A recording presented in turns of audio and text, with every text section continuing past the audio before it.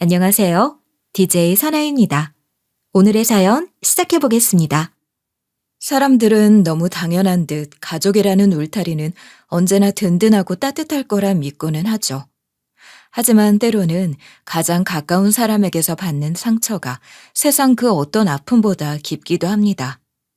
설마 그럴 리가 싶은 마음으로 눈 감아주고 모른 척하고 그래도 가족이니까 하며 넘겼던 일들이 결국은 되돌릴 수 없는 배신이 되어 돌아오기도 하죠. 여러분은 가족이라는 이름 아래 어떤 경계를 허물고 살아오셨나요? 저는 그게 얼마나 위험할 수 있는지를 직접 경험했던 저희 가족의 이야기를 해보려 합니다. 지금부터 들려드릴게요. 저는 충청도 토박이에요. 부모님도 마찬가지로 충청도에서 평생을 살아오신 분들이고요. 그래서 그런지 두 분 다 성격이 참 느긋하셨어요.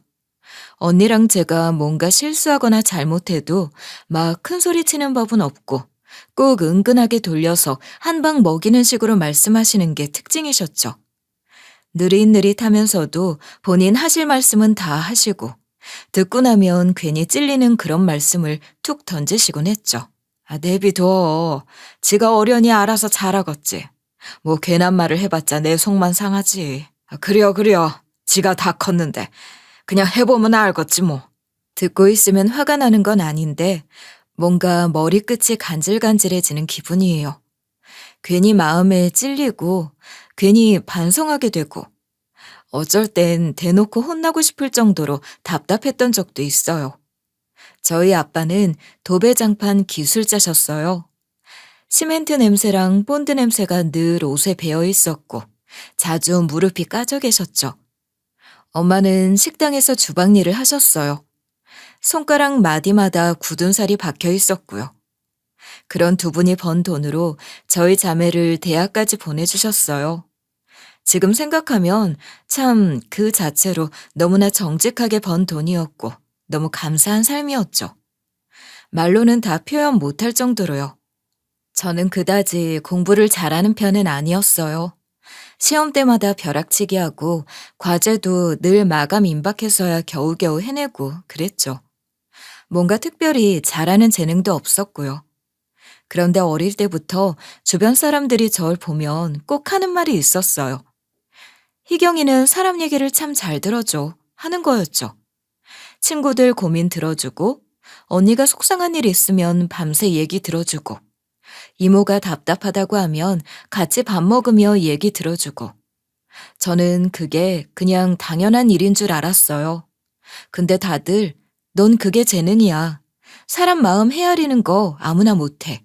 이렇게 말해주시니까 그게 뭔가 대단한 건가 싶기도 하더라고요. 그래서 대학 때 복지학과로 전과를 했어요. 처음에는 딱히 적성도 몰랐고 그냥 대충 성적 맞춰서 들어간 학과였는데 상담사라는 직업이 점점 마음에 들어오기 시작한 거예요. 그래서 복지학과로 전과했고 거기서부터 제 진짜 길을 찾게 된 거죠. 졸업 후에는 지역 이주민센터에서 일하게 됐어요. 저희가 비교적 촌동네라 공장도 많고 연령대도 좀 있어서 그런지 국제 결혼한 여성분들이 많았거든요. 그런데 그분들 이야기를 들으면 마음이 참 복잡해져요. 말도 안 통하고 문화도 다르고 팔리다시피 온 시집인데 친정은 멀고 시가에선 터놓고 말도 못하고 그러다 보니 가정폭력 피해까지 겹치는 경우도 정말 많았어요. 이런 일을 그동안 대체 몇 년이나 겪고 계셨던 거예요. 병원은 가보셨어요? 무섭고 말도 못하고 어디 가야 하는지도 몰라요. 나 한국 잘 몰라요. 걱정 마세요. 제가 같이 갈게요. 병원도 쉼터도 통역도 다 도와드릴 수 있어요. 처음에는 이런 일이 너무 무겁고 힘들었어요. 하루에도 몇 번씩 울컥하고 집에 와서도 마음이 가라앉지 않았죠. 감정이입이 너무 되다 보니 심적으로도 힘이 들고 가끔씩 이주 여성들의 탈출이나 이혼을 돕고 나면 남편이나 시가 쪽 가족들이 찾아와 난동을 피우고 욕을 뱉고 가는 경우도 덜어 있어 지칠 때도 있었죠. 그런데 어느 날 한 분이 그러시더라고요. 고마워요. 선생님 아니었으면 저는 지금도 그냥 참고만 있었을 거예요. 선생님은 제 은인이세요. 라고요. 그 말을 들은 날, 이 일이 진짜 내 일이구나. 나 의미 있는 일 하고 있는 거 맞구나 싶었죠. 그렇게 열심히 살던 어느 날, 고등학교 동창 결혼식에 갔다가 지금의 남편을 만났어요. 사실 전 남편을 잘 몰랐어요. 같은 반이었던 적도 있다는데 고등학교 땐 서로 말 한마디 안 하고 졸업했거든요. 그런데 그 자리에서 만난 남편은 왠지 모르게 얘기가 잘 통했어요. 그리고 남편은 저를 잘 기억하고 있더라고요. 너 체육 시간에 맨날 구령 틀리던 거 기억나? 준비 땅 하면 혼자 먼저 뛰고 그랬잖아. 야, 진짜 넌 뭐 그런 걸 기억해? 그때 진짜 민망했는데. 근데 다들 웃고 좋아했잖아. 은근 분위기 메이커였다니까? 그 뒤로 따로 몇 번 더 만나게 됐고, 1년쯤 교제하다가 결혼했어요. 결혼을 하고 보니 시간은 생각보다 넉넉한 집이더라고요. 시부는 생전에 꽤 큰 유통회사를 운영하셨고, 지금은 시숙 둘이서 공동 대표로 회사를 이어가고 있었어요. 그런데 그런 집안인데도 남편은 따로 나와서 친한 선배와 함께 작은 유통회사를 막 창업해 운영하고 있었어요. 전 그게 좀 궁금해서 물어봤죠. 당신은 왜 형들이랑 같이 안 하고 새로 시작한 거야? 글쎄, 거긴 이미 자리가 잡혀 있어서 재미가 없더라고. 난 이렇게 직접 부딪혀보는 게 더 재밌어. 선배랑 마음이 잘 맞아서 같이 시작해본 거야. 그 말을 듣고 좀 놀랐어요. 안정된 자리를 놔두고 새로 시작한다는 게 쉬운 일은 아니잖아요. 그런데 저희 남편은 그런 사람이었어요. 도전적인 성향, 자기 일에 책임감을 갖고 움직이는 스타일. 그런 모습이 멋져 보였고 또 믿음이 갔던 것 같아요. 저랑은 좀 다른 스타일이라 끌리기도 했고요. 아무래도 같은 업종이다 보니 초반엔 시숙들이 좀 못마땅해하는 눈치도 있긴 했지만 시간이 지나고 남편이 하나씩 성과를 내니까 진심으로 응원해 주시더라고요. 시숙들이 남편을 예뻐하긴 했어요. 워낙 나이 차이가 많이 나는 막내고 성격도 밝고 성실하니까요. 그래서인지 남편이 회사 자리 잡는 데도 도움을 주셨어요. 팔로도 몇 군데 연결해 주시고 거래처도 추천해 주시고요. 같은 유통이긴 해도 품목이 겹치지 않아서 경쟁 구도는 아니었고 오히려 서로 보완이 되는 구조였어요. 그러다 보니 남편 회사도 빠르게 성장했고 특히 어떤 계약처 하나가 갑자기 커지면서 남편 회사도 같이 커졌죠. 그렇게 3년 차쯤 되니 남편 회사는 어느 정도 자리를 잡았고 마침 저희 딸도 태어나고 삶이 조금씩 여유로워졌어요. 물론 여전히 바쁘긴 했지만요. 그러던 어느 날이었습니다. 저희 친정 쪽에 일이 생긴 거예요. 저희 형부가 본인 친형 보증을 잘못 써는 바람에 억대의 빚을 떠안게 된 거였죠. 형제니까 차마 끝까지 모른 척을 못하고 믿고 도장을 찍었는데 그 친형이 연락도 없이 사라진 거죠. 언니네 집은 순식간에 위기 상황이 됐고 언니는 애 둘 데리고 친정으로 들어왔어요. 언니는 매일 울고 엄마는 어깨만 들썩이고 아빠는 말없이 담배만 피우고 계셨어요. 저 역시 속이 타들어갔죠. 그때 저희 시모가 연락을 해오신 거예요. 너의 친정에 무슨 일 생겼다며? 왜 말을 안 했어? 처음에 내가 뭘 했냐? 무슨 일 생기면 숨기지 말고 터놓으라고 했잖아. 실은 말씀드리기 죄송해서요. 너무 큰일이라. 됐고, 계좌 불러. 필요한 돈 전부는 아니어도 내가 좀 보탤 테니까. 그걸로 당장 급한 불부터 끄고 와. 그 말에 얼마나 눈물이 났는지 몰라요. 시모는 5천만 원이나 되는 큰 돈을 턱하니 내놓으셨죠. 엄마도 그 얘기 듣고 바로 전화를 드렸어요. 언니는 직접 시모를 찾아뵙고 인사드렸죠. 고개를 몇 번이나 숙이면서요. 그런데 시모는 그런 언니에게도 퉁명스럽게 한마디만 툭 던지셨어요. 제가 정말 면목이 없습니다. 동생 시어머님께 이렇게 신세를 지다니요. 정말 죄송하고 감사합니다. 됐어요. 그깟 돈이 뭐 대수라고. 식구가 어려운데 당연히 도와야죠. 뭐 인사하러 올 일도 아닌데. 왜 요즘 말로 츤데레라고들 하죠. 겉으론 무뚝뚝하고 퉁명하고 정없어 보이지만 사실은 정말 속도 깊고 마음도 따뜻한 저희 시모가 딱 그런 타입이셨어요. 그리고 저는 그날 이후로 시모에게 더 잘하기로 마음먹었어요. 말은 퉁명해도 마음은 따뜻한 분이라는 걸 정말 온몸으로 느꼈거든요. 그게 그냥 보여주기식이 아니라 정말 속으로 우릴 걱정해주고 있다는 게 느껴졌어요. 그런데 사실 저희 시가 쪽엔 당뇨 가족력이 있어요. 시모도 오래전부터 당뇨를 앓고 계셨고 큰 시숙도 몇 해 전부터 당뇨 진단을 받아 혈당 관리에 예민하게 살고 있었죠. 그래서 남편도 늘 조심하고 있었죠. 군것질도 딱 정해진 시간에 정해진 것으로만 먹고 과일 한 조각도 GI 수치 보면서 먹을 정도로요. 처음엔 좀 과하다고 느낄 정도였는데 시모 상태를 곁에서 보다 보니 이제는 왜 그렇게 예민할 수밖에 없는지 알겠더라고요. 시모는 오랫동안 혈당만 조절하면 되는 수준이었는데 어느 순간부터 합병증이 본격적으로 나타나기 시작하셨어요. 처음엔 손발 저림 정도였는데 그게 점점 심해지더니 관절에까지 영향이 갔고 무릎이 굳고 다리가 붓고 통증이 오면서 걷는 것도 힘들어지셨어요. 그러더니 결국은 보행 보조기 없이는 제대로 움직이기도 힘든 상태가 되어버렸죠. 병원을 수시로 들락날락했고 집 밖을 나설 때는 혼자 움직이기도 버거운 수준이었어요. 그런 상태가 되자 잠깐 혼자 두는 것도 불안해서 가족들끼리 회의를 열게 됐어요. 간병인을 모셔야 하는 거 아니냐는 얘기가 처음 나왔던 게 그때였죠. 24시간 간병인을 붙이면 좋기야 하겠지. 그걸 누가 모르나? 근데 돈이 너무 부담이야. 금액이 만만치 않잖아.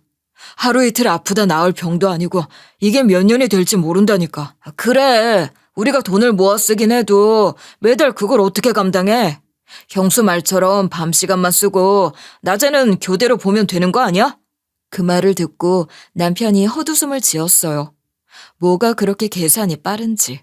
자기네 엄마 앞에서 계산기부터 두드리고 앉았으니 말 다 했죠.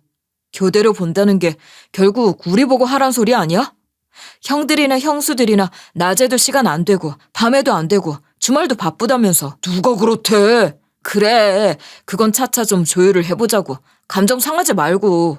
결국 분위기는 간병인은 부분적으로 고용하고 나머지는 우리가 돌보자 하는 게 됐고 결과적으로 대부분을 저희 부부가 도맡게 됐어요. 뭐 그렇게 될 줄 대강 알고는 있었어요. 시숙들도 형님들도 그렇게 자기 몸 고생해가며 모실 사람들이 아니었거든요. 그 이후로 저는 퇴근하고 나면 시가로 바로 향했어요. 시모 식사 준비하고 혈당 체크하고 인슐린 주사 챙기고 약 정리하고 욕창 방지 매트 상태까지 확인해야 했어요. 간병이라는 게 단순히 옆에 앉아 있는다고 되는 게 아니잖아요. 시모 상태를 예민하게 살펴야 하고 조금이라도 혈당 수치가 흔들리면 바로 병원에 연락도 해야 했어요. 남편은 저보다 더 정성이었어요. 주말 이틀을 통으로 비웠어요. 토요일, 일요일엔 아예 시가에서 상주하다시피 했죠. 병원 진료도 우리가 직접 모시고 다녔고 병원비 정산도 늘 저희 몫이었어요. 형님들은 말로만 정말 고맙다, 너무 애쓴다 하면서도 한번 나서서 병원 같이 가자는 말도 안 하더라고요. 그렇게 몇 년이 흘렀어요. 시모 상태는 나아지진 않았지만 더 심하게 나빠지지도 않았어요. 합병증이 여기저기 퍼지긴 했지만 그래도 최소한의 일상은 유지할 수 있었으니까요. 그래서 저희는 그냥 그 상태라도 오래오래 살아계셨으면 좋겠다고만 생각했어요. 지금은 간병으로 고생이 있긴 해도 상태가 그리 심하진 않으셨으니까요. 그런데 어느 날부터인가 시모가 자꾸 이상하게 뭔가를 깜빡깜빡하기 시작했어요. 가스불을 켜놓고는 까먹고 물을 끓여놓고는 중탕하는 걸 잊고 같은 질문을 몇 분 간격으로 반복하시고 처음엔 대수롭지 않게 뭐 나이 드시면 그럴 수도 있지 했는데 점점 건망증의 빈도도 짧아지고 내용도 더 심각해졌어요. 어머님, 또 가스불 켜놓으시고 잊으셨어요. 방금도 된장국 다 쫄아붙을 뻔했어요. 내가 언제? 난 안 켰어. 너희가 한 거 아니야? 아니에요. 어머님이 분명히 아까 주방에서 국 끓이신다고 하셨잖아요. 난 안 그랬다니까. 너희가 깜빡해놓고 왜 자꾸 내 탓을 하니? 어머님, 어제도 이랬잖아요. 보일러 틀어놓고 밤새 안 끄셔서 방이 너무 뜨거웠고요. 그건 네가 늦게 들어와서 그런 거겠지. 난 그런 거 안 해. 나 정신 멀쩡해. 요즘 계속 그러세요. 같은 말 반복하시고. 약 드신 것도 자꾸 물어보시고요. 아이고 참, 내가 자꾸 별말을 다 듣네. 나 아무 이상 없다. 어디서 자꾸 내 탓이야? 그때부터 걱정이 커졌어요. 혹시나 싶은 마음이 들더라고요. 남편도 저도 좀 걱정이 되기 시작했죠. 요즘 너무 자주 깜빡하시지 않아? 나 좀 걱정돼. 그러니까. 아깐 갑자기 옛날에 죽은 큰아버지 얘기를 하시더라니까. 아무래도 좀 이상하긴 해. 오늘도 아까 약 드시고 또 찾으셨잖아. 가스불 켜놓은 것도 그렇고. 병원 한번 모시고 가보자. 그냥 간단히 검사만 받아보는 걸로. 괜히 넘기지 말고 정확히 알고 있는 게 나을 것 같아.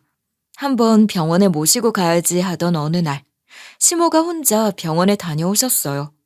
원래는 항상 저희가 같이 갔었는데 그날따라 니들은 오늘 푹 쉬어라. 나는 혼자 다녀오련다 하시더니 장애인 콜택시를 부르셔서 나가셨어요.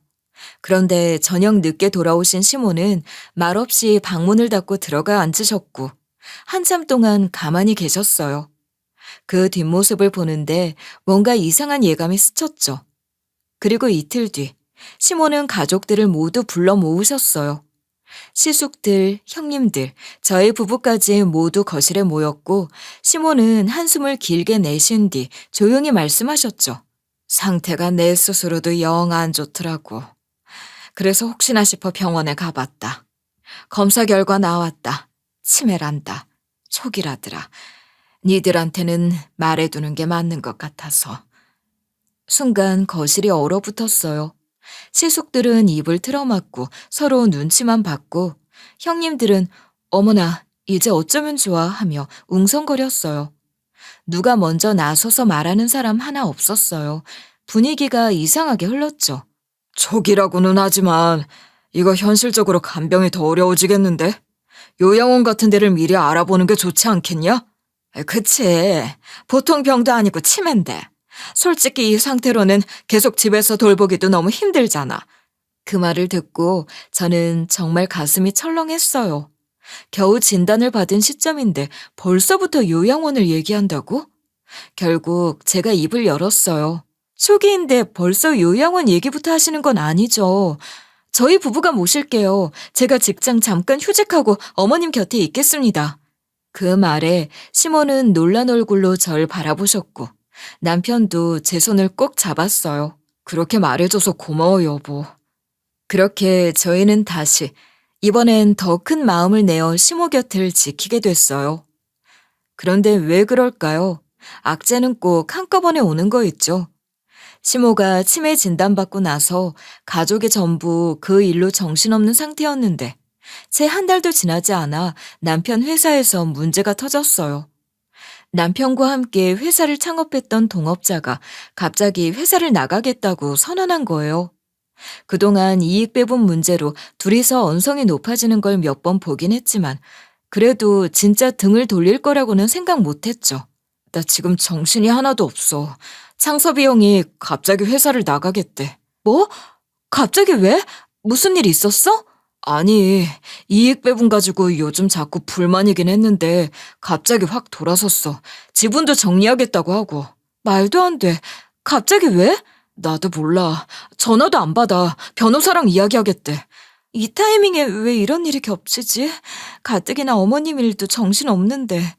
나도 모르겠다. 진짜 한꺼번에 다 터지니까 숨이 턱 막힌다. 그날 이후 동업자는 연락을 피했고 결국 사무실에 나오지도 않았어요. 뭔가 이상하다는 생각이 들 무렵 더 큰 문제가 시작됐어요. 내부 자료와 사업 정보가 유출이 된 정황이 발견됐고 그게 하필이면 경쟁사 쪽으로 흘러들어간 듯한 흔적들이 포착됐죠. 심지어 얼마 뒤 주력 거래처 중 하나였던 회사가 계약을 일방적으로 파기했다는 통보까지 보냈어요. 이건 그 자식 짓이야. 틀림없어. 제품 샘플이니 기획안이니 다 자기가 들고 있었는데 그게 저쪽으로 간 거라고밖에 설명이 안 돼. 그때까지만 해도 저는 그래도 수습은 가능하겠지 싶었어요. 사업이란 게 늘 위기란 게 있기 마련이고 남편도 워낙 위기관리 능력은 있는 사람이니까요. 그런데 그건 시작일 뿐이었어요. 곧이어 다른 곳에서도 문제가 생겼어요. 산하기관 납품 과정에서 일부 서류 누락이 확인됐다는 이유로 조달 등록이 취소됐다는 공문이 날아왔고 그 여파로 예정됐던 물량까지 전부 캔슬됐어요. 설상가상으로 유통마진 이슈로 계속 분쟁 중이던 B 쇼핑몰 측에서도 갑자기 입점 해지를 통보해왔고 마침 그 시점에 맞춰 국세청까지 세무조사를 예고하면서 회사는 말 그대로 한순간에 바닥까지 떨어졌어요. 매출 줄고 거래처 끊기고 온라인 판매 막히고 거기다 세무조사까지 겹치니 남편은 그야말로 얼굴이 초췌해져 갔죠. 며칠을 말없이 앉아만 있더라고요. 밥도 제대로 안 먹고 전화 오면 무표정으로 네 확인하겠습니다만 반복했어요. 그런 남편을 보는 게 너무 마음이 아팠어요. 내가 사람을 잘못 봤어. 잘못 믿어서 이 지경이 된 거야. 다 내 책임이야. 여보, 그게 어떻게 당신 잘못이야. 자책 마. 아니야. 내가 너무 바보 같았어. 여보, 당신 혼자 아니잖아. 같이 방법 찾아보자. 길은 있어. 잘 될 거야. 아주버님들께도 한번 도움을 청해보자. 분명 도와주실 거야. 며칠 뒤 시숙들과 형님들이 연락을 해왔어요. 회사 얘기를 듣고 나서 도울 수 있는 건 도와주겠다고 먼저 연락을 준 거예요. 조달 등록건은 내가 아는 분 통해 내부 확인 좀 해볼게. 그리고 법무 쪽은 거래하는 로펌 있으니까 자문 맡겨줄 테니까 기다려봐. 그래, 이럴 땐 형제끼리 서로 도와야지. 솔직히 시모 간병 문제로 시숙들과 형님들에게 많이 서운했던 게 사실이었는데 막상 나서서 이런 식으로 도움을 주니까 저도 마음이 한결 누그러졌고 참 감사하더라고요. 그리고 실제로도 시숙들이 다방면으로 수소문해줘서 조달 등록 취소 건은 무사히 정리됐고 세무조사도 비교적 순조롭게 마무리될 수 있었어요. 어려울 땐 결국 가족밖에 없나 봐. 내가 간병하던 때는 솔직히 형님들한테 엄청 실망했었는데 이번엔 또 고마운 마음이 크네. 그렇게 한 고비는 넘기는 것 같았어요. 그런데 그 즈음 시모 상태가 급격하게 안 좋아지기 시작했어요. 치매 증상이야 어느 정도는 익숙해졌다고 생각했는데 몸 상태 자체가 갑자기 확 무너진 거예요. 당뇨 합병증에 관절까지 굳어가던 게 악화되더니 체력이 눈에 띄게 떨어졌고 앉아 계시기도 힘들어 하셨죠. 병원에서는 더는 통원 치료로는 버틸 수 없다며 입원을 권했고 결국 시모는 입원하게 됐어요. 엄마 이러다 큰일 나는 거 아니겠지? 그래도 좀 나아지시겠지. 그동안도 몸 안 좋아지셨다가도 또 기운 회복하시고 그랬잖아. 어쩐지 이번엔 아닌 것 같아. 자꾸 불안해.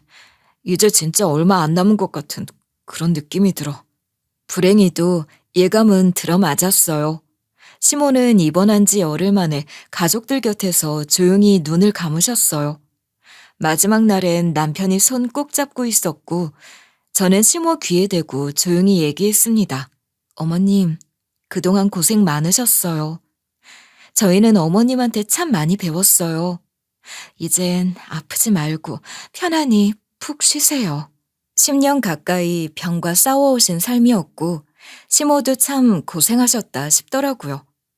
흔히들 간병 오래 하면 돌아가시고 나면 후련하다는 얘기를 종종 들었는데 막상 그 순간이 오니까 조금도 후련하지 않았어요.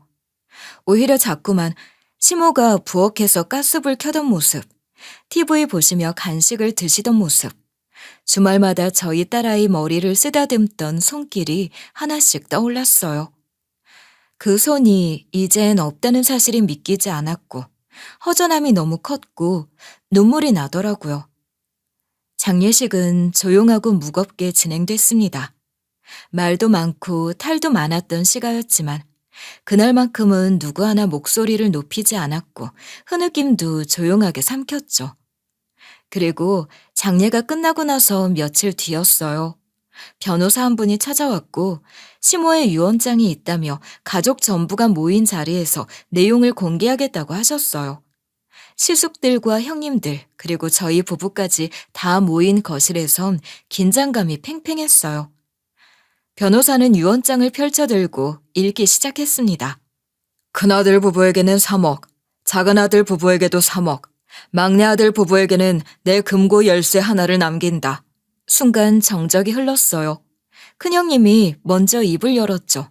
아니, 변호사님, 그럼 막내 부부한테는 아무 돈도 안 가고 진짜 그 열쇠 하나뿐이라는 거예요? 네. 유언장상으로는 금고 열쇠 외에 현금이나 부동산, 유가증권 등은 없습니다. 우리 막내한테 너무하셨네, 엄마가. 이건 좀 너무한 거 아니야? 어머, 그러게 말이야. 동서, 어쩌나? 그렇게 열심히 병간호했는데. 어머님 정말 너무하시네. 시숙들은 헛웃음을 지으며 쓸데없는 농담을 덧붙였어요. 혹시 모르지. 금고 안에 뭐 금덩이라도 남겨주신 걸지도. 그래, 뭐 어마어마한 게 거기 있을지 누가 알아? 에이, 엄마 재산 우리가 뻔히 아는데 무슨 금덩이는 무슨 퍽이나. 남편은 조용히 고개를 숙인 채 아무 말도 하지 않았어요. 그런데 저는 시모가 우리를 그렇게 찬밥 취급했을 거라고는 생각이 되지 않았어요. 뭐가 됐든 그 열쇠 안에 시모의 진심이 담겨 있을 거라 확신했어요. 그럼 금고를 열어봐야겠네요. 다들 궁금해하시는 것 같으니 여기서 바로 열겠습니다. 모두가 보는 앞에서 남편과 저는 열쇠를 조심스럽게 꽂아 돌렸어요. 철컥 소리와 함께 열린 금고 안엔 금덩이 같은 건 당연히 없었고 오래된 녹음기 하나와 봉투 2장이 나란히 놓여 있었어요. 남편은 녹음기를 들어 확인했고 저는 봉투 하나를 먼저 열었어요. 그 안엔 편지가 있었고 제일 처음엔 이렇게 적혀 있었어요. 먼저 이 녹음을 들어보아라. 남편이 손을 떨며 녹음기를 켰고 삐익 소리와 함께 녹음이 재생되기 시작했어요. 그런데 들려오는 목소리는 믿기지 않게도 시숙 1과 시숙 2의 것이었어요. 야, 태환이 놈 동업자 말이야. 너 뭘 것 같냐? 작업 잘하고 있는 거 맞지? 그렇대도 슬슬 다 작업했어. 창섭이 그놈만 우리 쪽으로 넘어와서 자료 싹 넘겨주면 태환이 저건 그냥 껍데기야. 그래, 어차피 나머지는 우리가 손 좀 보면 되고. 하여간 너는 그 동업자 놈만 제대로 맡으라고. 나머진 내가 알아서 할 테니까. 녹음이 끝날 때까지 아무도 숨을 쉬지 않았어요. 얼굴이 하얗게 질린 시숙들이 서로 눈치를 보기 시작했고 형님들도 말을 잃은 듯 서로를 바라보기만 했어요. 남편은 소리도 내지 않고 손으로 입을 막은 채 눈을 감았고 저는 2번째 봉투 안의 편지를 조용히 꺼내 읽기 시작했어요. 내가 잠든 줄 알고 2 아들놈들이 이런 이야기를 나누던 걸 내가 우연히 듣게 되었단다. 순간 믿기지 않아 가슴이 철렁 내려앉았지. 너를 무너뜨릴 작정으로 네 동업자를 조종한다는 얘기를 듣고 이 애미는 뭔가를 해야겠다고 생각했다. 방 안의 공기는 무겁게 가라앉았고 저는 손에 힘을 주며 계속 읽어나갔어요. 네 아버지 돌아가시고 큰형에게 회사를 넘겨주고 난 후 2 놈들이 작당하고 너한텐 지분 한 장 안 준 거. 그때 내가 더 강하게 말리지 못해 지금도 마음이 아프다. 너는 아무 말 없이 나갔지만 애미는 알고 있었다. 우리 고운 막내 마음이 얼마나 다쳤을지. 지금이라도 2 놈에게 네가 당하지 않도록 뭔가라도 하고 싶어 이렇게 남긴다. 남편은 그제야 참았던 울음을 터뜨렸어요. 어깨를 들썩이며 눈물을 훔쳤고 저는 손을 내밀어 그 손을 꼭 잡아주었어요. 저는 그제야 남편이 왜 시부가 물려주신 회사를 나왔는지 모든 이유를 알게 됐어요. 남편은 그동안 저한테 단 한 번도 속내를 드러낸 적 없었거든요. 그냥 원래부터 독립해서 자기 길을 가고 싶었다. 좀 더 자유롭게 일하고 싶었다. 그렇게만 말했었는데 알고 보니 그게 아니었어요. 시부 장례 후 회사 경영권을 정리하는 과정에서 시숙들이 남편을 철저히 배제했고 본인들끼리 따로 움직이기 시작했더라고요.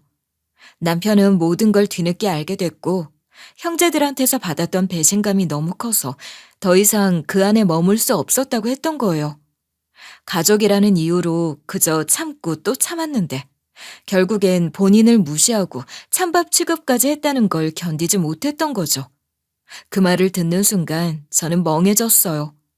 그동안 저는 그냥 남편이 성격상 혼자서 뭔가 도전하고 싶은 줄만 알았거든요. 그런데 그게 아니었어요. 또 한 번 형제들이 뒤통수를 친 거였어요. 남편은 저한테 괜한 걱정 안 시키려고 그냥 묵묵히 혼자서 감당했던 거예요. 시숙들은 아무 말 없이 눈치만 보다 입을 떼더군요. 엄마가 그렇게까지 했을 줄은. 아니, 이거 이렇게 녹음하는 건 너무한 거 아니야? 치매 연기까지 하는 것도 너무하네 정말. 그러니까요 형님. 어머님 정말 은큼한 사람이네. 어떻게 그런 거짓말을. 정말이지 기가 막히더군요. 은큼? 은큼이요? 어머님이 치매라는 연기까지 하실 수밖에 없었던 이유가 뭔데요? 당신들 부끄럽지도 않아요? 이제 됐어. 더 말하지 마. 더 말할 가치도 없어. 똑똑히 들어. 이제 난 옛날 그 20간 넘긴 바보가 아니야. 두고 봐. 내가 다 밝혀낼 테니까. 저희 손에 쥐어진 건 단순한 녹음기와 편지가 아니었고 이렇게 치매 연기까지 하며 증거를 남겨주신 시모의 마음이 느껴졌어요. 그리고 이제는 우리가 움직일 차례였죠. 가족이란 이름으로 쌓아온 기만과 조작. 그걸 이제 바로잡을 시간이 온 거였습니다. 우리가 뭔가 심상치 않다는 걸 눈치챘는지 시숙들의 표정이 확 달라졌어요. 잠시 얼어붙은 듯한 침묵 후 큰형님이 벌떡 일어나더니 탁자 위 녹음기를 향해 손을 뻗었어요. 그거 잠깐만. 이게 뭔지 우리가 직접 확인 좀 해보자. 침착한 척했지만 조급함이 고스란히 드러났어요.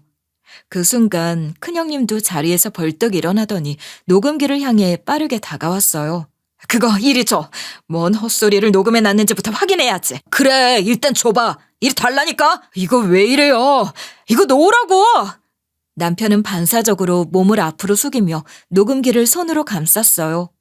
분위기는 일순간에 험악해졌고 저는 남편 손에 쥐어진 녹음기를 재빨리 낚아채듯 가방 안으로 밀어넣었어요. 함께 준비한 봉투들과 서류들도 한 번에 쓸어 넣으며 바로 일어섰죠. 그 자리에 더 머물 수는 없었습니다. 자칫 증거를 모두 빼앗길 판이었고 저희는 바쁘게 현관문을 박차고 뛰쳐나왔어요. 계단을 내려가며 남편이 숨을 몰아쉬었고 급히 차에 올라탔습니다. 그거 뺏겼으면 끝장이었어. 진짜 다 뺏기고 당할 뻔했잖아. 당신 형들이 이렇게까지 할 줄은 몰랐다 정말. 어머님이 왜 그걸 남기셨는지 이제야 알겠네. 안 되겠다. 곧바로 변호사한테 가야겠어. 유언장 맡았던 그 변호사분한테 가자. 그렇게 도착한 곳은 시모의 유언장을 맡았던 법률사무소였어요. 변호사는 바쁜 일정 중에도 저희를 곧바로 응대해줬고 저희는 봉투와 녹음기, 시모가 남긴 자필 편지들을 꺼내 건넸어요. 변호사는 유언장과 대조하며 내용들을 하나씩 정리해 나갔고 그 자리에서 조용히 머리를 끄덕이며 말했어요.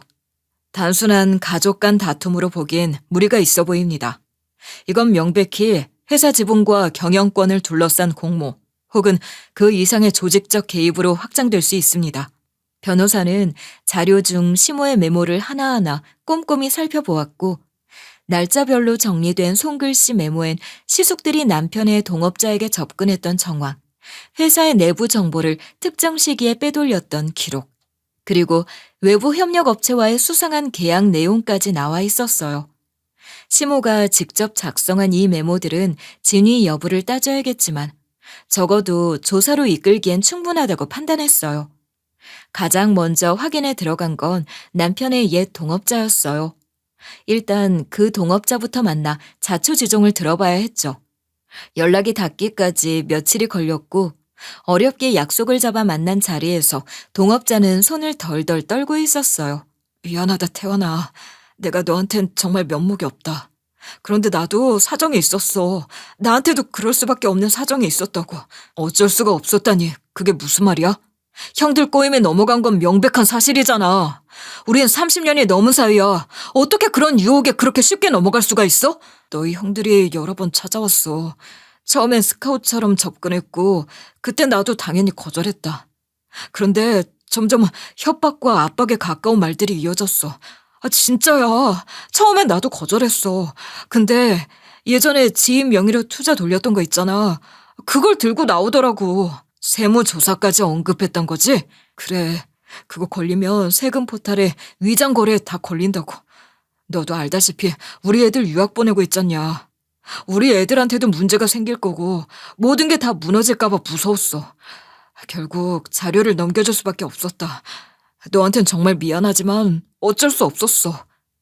동업자는 고개를 들지 못했고 자리에서 무릎을 꿇은 채 고개를 조아리며 눈물을 흘렸어요. 남편은 한참을 말이 없었고 저는 남편의 손을 살짝 잡아줬어요. 그 손이 너무 차가워서 저도 모르게 힘을 꽉 주게 되더군요.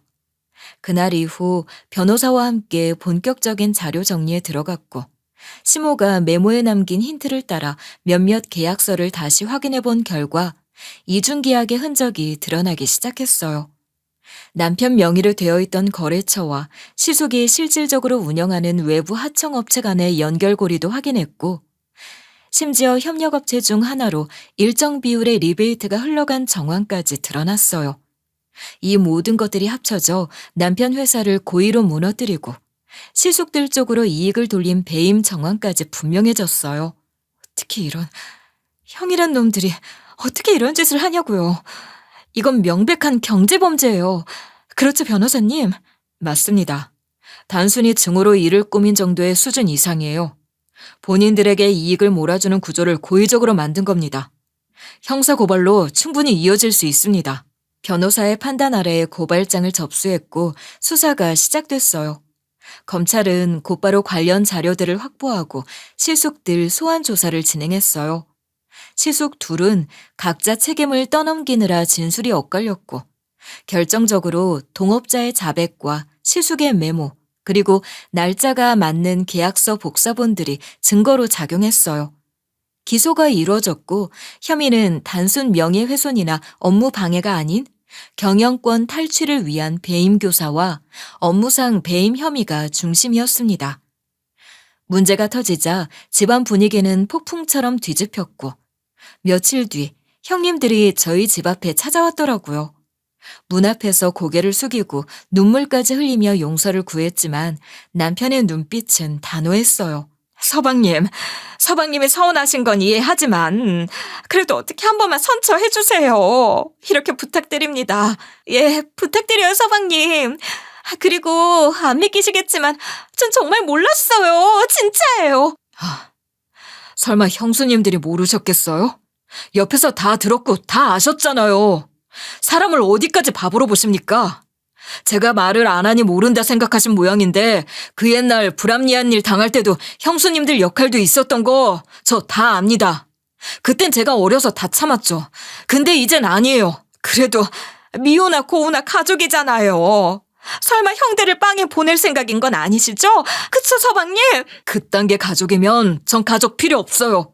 저한테 두 번째 기회는 없습니다. 돌아가세요. 빵에 갈 일이면 빵에 가야죠. 법이 판단할 일입니다.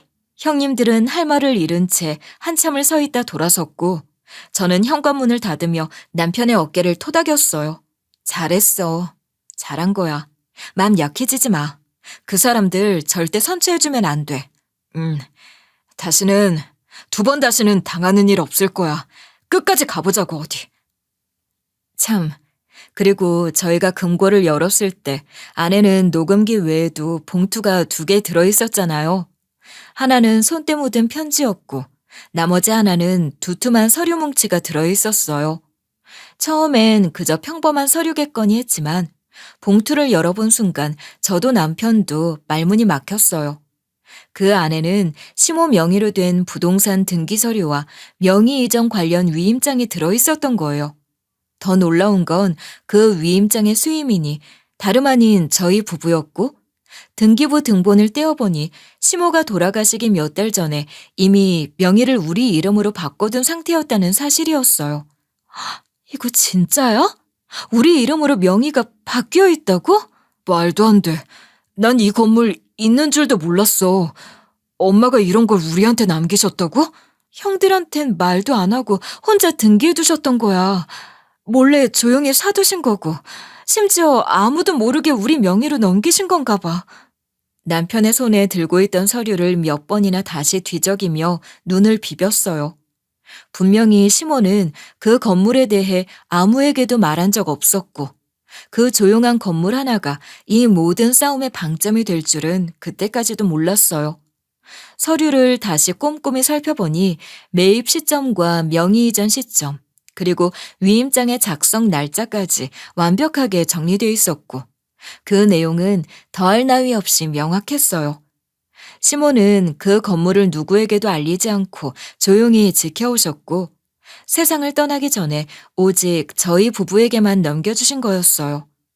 법적으로도 하자가 없었고, 등기부의 명의 이전이 이미 완료돼 있는 상태였기 때문에 실질적인 소유권도 분명히 저희에게 있었어요. 그렇게 저희는 생각지도 못했던 상속을 받은 셈이었고, 결과적으로 시숙들보다 훨씬 더 큰 유산을 물려받게 된 거였어요. 시모가 생전에 남겨주신 뜻이 얼마나 단단했는지 실감했어요. 하지만 그 사실이 알려진 지 얼마 지나지 않아 시숙들과 형님들 쪽에서 또 한 번 뒤통수를 쳤어요. 자기들도 권한이 있다고 주장하며 민사소송을 걸어온 거예요. 명의가 우리 이름으로 돼 있었고, 유언장이나 녹음 등 모든 증거가 분명한데도 황당하게 짝이 없는 논리를 내세우며 건물 권리를 놓고 다툼을 벌인 거예요. 엄마가 남긴 유산은 금고 열쇠 하나였지 그 안에 들어있는 것까지 주겠다고 한 건 아니다. 그래, 분명히 유언장에는 열쇠를 남긴다고 했지 금고 안에 내용물을 특정해 말한 건 아니잖아. 그건 우리랑 나눠야 하는 거 아니야? 니들 몫은 열쇠 하나지. 정말 말도 안 되는 주장을 정색하고 하면서 법원에 고소장을 제출했어요. 저희는 그날도 변호사 사무실에 다시 찾아가 긴 한숨을 쉬며 앉았어요. 도대체 끝이 어딘가 싶어요. 이제는 엄마가 남긴 건물까지 물고 늘어진다고요? 처음엔 회사를 가져가더니 이젠 유산까지 전부 손에 넣고 싶다는 거예요. 어떻게 사람이 저렇게까지 하냐고요. 우리가 끝까지 안 당하고 버티는 게 보기 싫은 거예요. 지금이라도 포기하라고 겁주는 거죠. 이 싸움 질 줄 알고 벌이는 시도예요. 저희는 바로 대응에 나섰고 변호사도 빠르게 자료를 정리했어요. 건물 명의가 이미 저희 이름으로 돼 있다는 것, 위임장이 유효하게 작성됐고 시모의 친필 서명이 담긴 편지가 있다는 점, 그리고 그 편지에 명확히 이 건물은 둘이 잘 살라고 너희에게 넘기는 거다라는 문구가 적혀 있었다는 점까지. 모든 게 저희 손을 들어줄 증거였어요. 게다가 시숙들 쪽은 이미 각자 3억 원씩 상속을 받았고 동시에 형사처벌 위기에 놓여 있었잖아요. 아무리 소송을 걸어도 명분도 논리도 없었어요. 판사도 이 상황을 다 파악한 듯 첫 공판부터 날카로운 질문들을 던졌고 결국 몇 차례 공판을 거친 끝에 재판부는 명확한 판단을 내렸어요. 해당 부동산은 피고 부부 명의로 정당하게 이전되었고 원고 측의 주장에는 신빙성 있는 근거가 부족하다. 상속 관련 정황, 유언장, 편지, 녹음 기록 등을 종합해 볼 때 피고 부부의 소유권이 확실하다 판단된다. 그 말을 들은 순간 남편은 고개를 푹 숙였고 저는 조용히 그의 손을 잡았어요. 시숙들이 어떻게 나와도 이젠 두렵지 않았어요. 시모가 남긴 뜻이 퇴색되지 않게 저희가 끝까지 지켜낸 거였어요. 이젠 진짜 어머님 뜻을 지켜낸 것 같아. 그치? 난 그게 제일 걱정됐어. 엄마가 그렇게까지 하셨는데 그 뜻을 못 지켜드릴까 봐. 형들한테 또 뺏길까 봐. 이젠 마음 놔도 돼. 해냈어. 당신이 지켜낸 거야. 남편은 한참을 말없이 앉아있다가 조용히 일어나 창밖을 봤어요. 그 뒤돌아선 어깨 너머로 느껴지던 결심이 분명했어요. 이제는 더는 물러설 일도 없었고 지킬 건 제대로 지킬 수 있는 힘이 생긴 거였어요. 시모가 마지막까지 왜 그렇게 치밀하게 준비하셨는지, 왜 녹음기를 숨기고 편지를 써두셨는지 이제는 알 것 같았어요. 그날 밤 저희는 처음으로 마음 편히 그 건물 앞을 지나갔어요. 작고 평범한 외관에 담긴 그 뜻이 이제는 더 크게 느껴졌어요. 시모는 말없이 저희에게 가장 확실한 울타리를 남기고 떠나신 거였어요. 그리고 저희는 그 울타리를 지켜내기 위해 여기까지 온 거였고요. 결국 시숙들은 형사재판에서 유죄를 선고받았습니다. 공모하여 사기, 업무방해, 명예훼손, 위계에 의한 업무방해 등 복합적인 혐의가 인정됐고 큰 형님은 징역 1년 6개월, 작은 형님은 1년형을 선고받았죠. 판결이 내려진 날 방청석에 앉아있던 저희 부부는 서로 말없이 손만 꼭 잡고 있었어요. 끝난 줄 알았던 싸움이 정말로 끝났다는 실감이 그때서야 조금씩 들었습니다. 그날 이후 시가 쪽은 완전히 조용해졌어요. 사회적으로도 꽤 알려진 유통회사를 운영하던 사람들이라 저희 지역사회에서는 큰 파장이 일었고 거래처들도 하나둘 손절을 하면서 사업체들은 순식간에 기울어졌다고 들었어요.